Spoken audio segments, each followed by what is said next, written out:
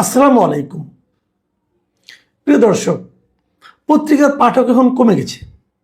পত্রিকার উপর মানুষের বিশ্বাসযোগ্যতাও কমে গেছে। মানুষ পত্রিকাগুলোকে, নিউজ পেপারকে অথবা কনভেনশনাল মিডিয়া যেগুলো আছে সেগুলিকে মানুষ অতটা আর বিশ্বাস এখন করে না, তাদের উপর নির্ভরও করে না।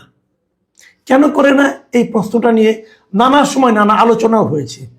আচ্ছা, শুরুতেই আমি বলি, যদি কোনো মিডিয়ার মালিক বলে যে আমার মিডিয়াতে যারা সাংবাদিক আছেন তাদের একটা ভালো রিপোর্ট করার ক্ষেত্রে সবচেয়ে বড় বাধা হচ্ছে আমি নিজে।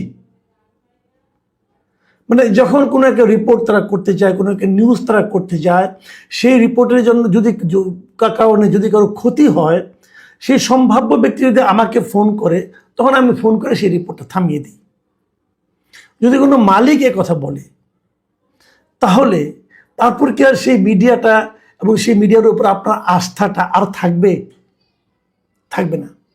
কারণ ওই মালিকের কাছে যত লোক পৌঁছতে পারে, তাদের কারো ব্যাপারে, কারো অন্যায়ের ব্যাপারে, কারো দুই নম্বরের ব্যাপারে কোনো রিপোর্ট তার প্রচারিত হবে না। মালিক বলেছেন। কোন মালিক বলেছেন?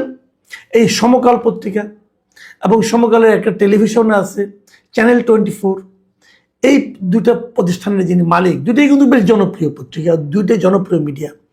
এদের মালিক একে আজাদ উনি নিজে বলেছেন যে যার বিরুদ্ধে সংবাদ হবে প্রথম ফোনটাই আসে আমার কাছে, এবং তিনি বলতেছেন যে আমি নির্দ্বিধায় বলতে পারি তারা, মানে সাংবাদিকরা, স্বাধীনভাবে কাজ করতে পারছে না।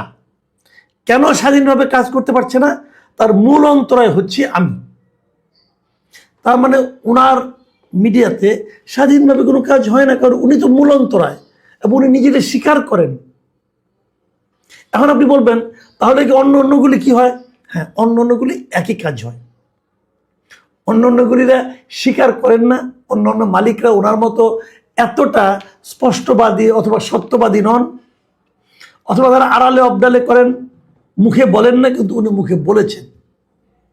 যেটা উনি বলেছেন, উনি যদি নাও বলতেন তবু কি আমরা জানি না? আমরা তো জানি। একটা ঘটনা যখন ঘটে যায়, সেই ঘটনার সঙ্গে যারা যারা জড়িত থাকে, তারা যদি ক্ষমতাধর হয়, তারা যদি পাওয়ারফুল হয়, তাহলে সেই নিউজটা ম্যাক্সিমাম মিডিয়াতে আসবে না।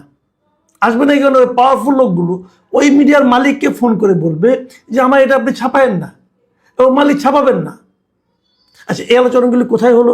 তো সেইটা একটু করি, ওটা একটু সাইড টক, ওটা একটু করা দরকার। গতকালকে এবং আজকে দুদিন ধরে ঢাকায় একটা বাংলাদেশ জার্নালিজম কনফারেন্স নামে একটা বিশাল অনুষ্ঠান আয়োজন হয়েছে। বিশাল বললাম কেন? বিশাল বললাম এটা একটা 5 তারকা হোটেলে আয়োজন হয়েছে, মানে বিশাল অঙ্কের টাকা পয়সা ব্যয় করে হয়েছে। এই ব্যয়টা কে করেছে, কারা আয়োজন করেছে? আমাদের দেশের একটা প্রতিষ্ঠান আছে, না বলে মিডিয়া রিসার্চ ডেভেলপমেন্ট ইনিশিয়েটিভ, সংক্ষেপে MRDI। প্রতিষ্ঠানটাকে আমি চিনি, এটা একটা এনজিও আর কি। ভালো দোকান হিসেবে খুব উন্নত মানের দোকান। বিদেশ থেকে ফান্ড টান্ড আনে, এরকম দু একটা অনুষ্ঠান করে। লাভ লোকসান কিছু তো হয়, লোকসান হয় না, লাভই হয়। এবং এটার যিনি প্রধান, তাকেও অনেক বছর ধরে আমি চিনি। তার শনয় উন্নতি হচ্ছে, আর উন্নতি কামনাও করি, কোনো সমস্যা নাই। তবে উনি কখনো খুব কোনো সাংবাদিক ছিলেন বলে আমি জানি না, তবে উনি সাংবাদিকতা নিয়ে অনেক রকম কাজকর্ম করেন। যাই হোক, এই একটা সম্মেলন হয়েছে, দেশি বিদেশি অনেক সাংবাদিকরা এখানে এসেছে। এবং এটা শুরু হওয়ার পর থেকে আমি দেখেছি এর মধ্যে আমাদের দেশের অনেক প্রথিতযশা সাংবাদিকরা এই অনুষ্ঠানে কোনো আমন্ত্রণ পান নাই। খুব স্বাভাবিক, ওনারা তো সবাইকে আমন্ত্রণ করতে পারবেন না রে ভাই। ওনাদের মোট অংশ নিচ্ছে 550 জন। তার মধ্যে বিদেশেরও বেশ কয়েকজন আছে। বিভিন্ন দেশ থেকে সাংবাদিকরা ওনারা দাওয়াত করে নিয়ে আসছেন, তারা এখানে আসছে। এবং দেশের সবাইকে তো তারা দাওয়াত করতে পারবে না। তারপরে ওনাদের আবার কিছু কোটাও আছে, যেমন প্রথম আলো, ডেইলি স্টার, এগুলো হলো ওনাদের বাধা খদ্দের আর কি। আগে এদেরকে নেবে, অথবা এদের এখানে যারা কাজ করতো আগে অন্য কোথাও চলে গেছে তাদেরকে নেবে। তারপরে যদি কিছু থাকে তাহলে তো অন্যদেরকে ডাকবে, তাই না? যারা আফসোস করেছেন তাদেরকে বলবো ভাই দুঃখ করেন না। এটা হলো একটা অভিজাত শ্রেণীর সম্মেলন হয়েছে, মানে অভিজাত সাংবাদিকদের সম্মেলন। ঠিক আছে, এখানে আপনারা হলো আম সাংবাদিক, এটা আপনারা পাবেন না দাওয়াতে, খুবই স্বাভাবিক। যাই হোক, সেটা সাইড টক, ওটা নিয়ে আলোচনা না করি। একটা সম্মেলন হয়েছে ভালো, এটা নিয়ে আমার কোনো মানে আমি বড় খুশি যে বিদেশে কীভাবে সাংবাদিকতা হয়, আমাদের এখানে কীভাবে হয়, এটা নিয়ে মত বিনিময় হয়েছে, খুব ভালো হয়েছে। কিন্তু এখানে আমি অন্য অন্য কোনো আলোচনা যাচ্ছি না, আমি এখানে কেবল আজকে দ্বিতীয় দিন এবং শেষ দিনে আজকে ওই সমকাল এবং চ্যানেল 24-এর মালিক একে আজাদ উনি যে কথাটা বলেছেন সেই কথাটা নিয়ে আসলে আমার আলোচনাটা, যেটা দিয়ে আমি শুরু করেছিলাম। মানে উনি বলতে চাচ্ছেন আমাদের এখানে যে স্বাধীন সাংবাদিকতা হচ্ছে না, আমাদের এখানে যে বস্তুনিষ্ঠ সাংবাদিকতা হচ্ছে না, তার মূল কারণ হলো মালিক। এ হলো ওনার বক্তব্য, এবং ওনার বক্তব্যের সঙ্গে আমি 100% একমত। এই জিনিসটাই আমি বলতে চাচ্ছি যে ওনারা পারেন না, চাপ সহ্য করতে পারেন না, কারণ ওনাদের আরও অনেক ব্যবসা থাকে। এই কাজে আসলে নিজেও বলেছেন, উনি বলেছেন যে আমার আরও অনেক ব্যবসা প্রতিষ্ঠান আছে, সেখানে সব মিলে ৭৫,০০০ কর্মকর্তা কর্মচারী সেখানে কাজ করে। তো এদের স্বার্থটা আমার দেখতে হয়।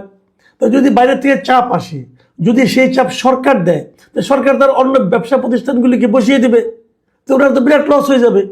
কাজেই উনি এই চাপটা নিতে পারেন না, এবং উনি ওই নিউজটাকে থামিয়ে দেন। তার মানে হলো মালিক নিজেই একটা সংবাদকে, একটা প্রকৃত রিপোর্টকে গলা টিপে হত্যা করেন। কেন করেন? এই করাটা কি ঠিক? ঠিক না। তারপরে গলা টিপে হত্যা করার পর যে মৃত সন্তানগুলিকে নিয়ে সংবাদটা প্রকাশিত হয়, ওটা কি আসলে সংবাদ? ওটা সংবাদ না। তা আপনি তো এইভাবে মানে মানুষকে প্রতারিত করতেছেন। কেন করেন ভাই? আপনার ৭৫,০০০ কর্মকর্তা কর্মচারী আছে বিভিন্ন ব্যবসা প্রতিষ্ঠানে, ওগুলোই করেন। আপনাকে মিডিয়াতে আসতে হবে কেন? যে মিডিয়াটাকে আপনি মিডিয়া বানাতে পারবেন না, যেখানে আপনি প্রতিদিন প্রতিদিন কিছু বিকলাঙ্গ সন্তান উৎপাদন করবেন, সেই কাজে আপনি যান কেন? আমি আজাদ সাহেবকে প্রশ্নটা করছি, ভাই এই কাজটা আপনি করেন না। এটা করার মধ্যে জানেন কি হচ্ছে? আপনি সাংবাদিকতাকে প্রতিনিয়ত ধর্ষণ করতেছেন। আপনি মানুষকে বোঝাচ্ছেন যে এটাই সাংবাদিকতা, যেটা নাকি একটা বিকলাঙ্গ সাংবাদিকতা, সেটা আপনি করছেন। কেন করছেন? আমি আগেই বলেছি, উনি স্বীকার করেছেন, অন্যরা স্বীকার করেন না। সবাই একই কাজ করেন। বাংলাদেশে সাংবাদিকতার কোনো স্বাধীনতা নাই, বাংলাদেশে কোনো সৎ সাংবাদিকতা নাই। ভাই আমি নিজে আজকে ৩৬ বছর উপরে হয়ে গেছে আমি সাংবাদিকতা করি। আমি গত ২-৩ বছর ধরে চাকরি করি না, এখন ফ্রিল্যান্সিং করি।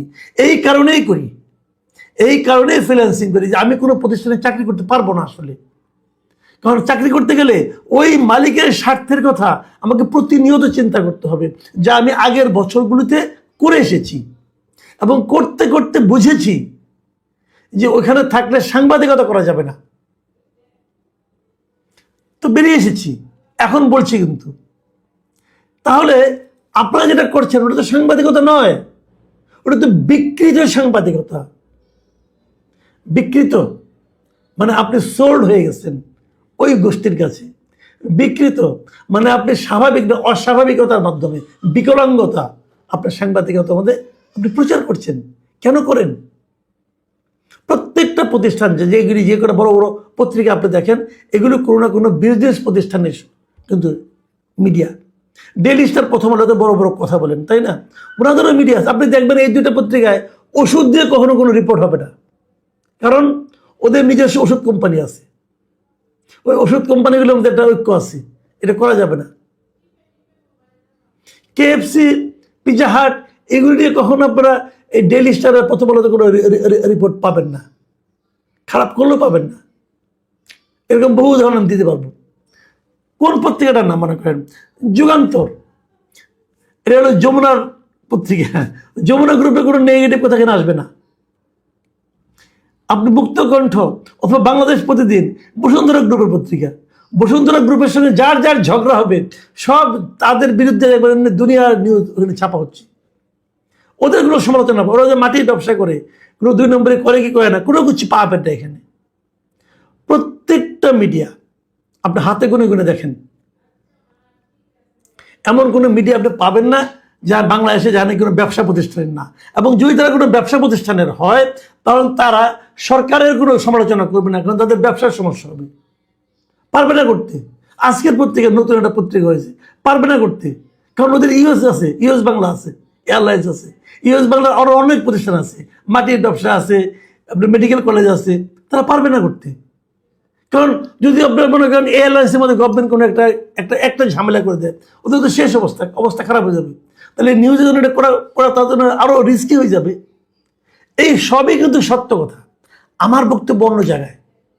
আমার বক্তব্যটা হচ্ছে, যেটা পারবেন না সেটা করতে আসছেন কেন? আপনি আসছেন অন্য কারণে। আসছেন কি কারণে? যে সরকারের অনুগত থাকবেন, পাশাপাশি সরকারের দালালি করবেন, দালালি করে আরো ব্যবসায়িক সুযোগ সুবিধা নেওয়ার কথা বলবেন। আমি আজাদ সাহেবের কথা বলি। উনি হাসিনার যেরকম চামচামি করেছেন শেষ দিকে এসে, ওনার যদি মিডিয়াটা না থাকতো উনি একদিন ধুলায় উড়ে যেতেন। উনি মিডিয়া দিয়ে এখন আবার সাপোর্ট দিচ্ছেন গভর্নমেন্টকে। বসুন্ধরা গ্রুপ, এই শাহ আলম সাহেব যে পরিমাণ চামচামি করছেন প্রকাশ্যে, যে উনি নাকি শেখ হাসিনার সঙ্গে কবরে পর্যন্ত যেতে চান বলেছেন। ওনার যদি এতগুলি মিডিয়া না থাকতো